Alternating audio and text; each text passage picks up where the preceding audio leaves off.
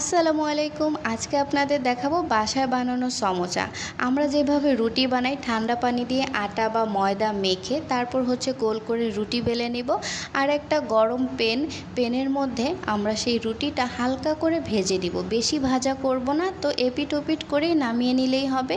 আমি সবগুলো রুটি এরকম করে একটা সমোসার শীট বানিয়ে নিব এগুলো।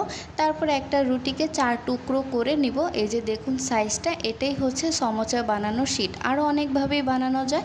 আর সমোসা বানানোর যে ভিতরের পুরটা সেটা আমি গরুর মাংসের ঝুরা করে নিয়েছি, বেশি করে পেঁয়াজ দিয়ে ভাজা করে নিয়েছি। তারপর সেই সমোসার একটা শীট নিয়ে নিয়েছি আর একটু ময়দা পানিতে গুলিয়ে একটা আঠা বানিয়ে নিয়েছি। চারো সাইডে লাগিয়ে তারপর দুই সাইড থেকে একটা ভাঁজ দিয়ে দিব। খুবই সহজ একটা বানানো এটা। তারপর ভিতরে সুন্দর করে পুরটা দিয়ে আবার এই যে মুখটা সুন্দর করে আবার এটা লাগিয়ে দিব। তো এই যে দেখুন খুবই সহজভাবেই হয়ে গেছে একটা সমোসা বানানো। আমি এরকম করে সবগুলো সমোসা বানিয়ে নিয়েছি।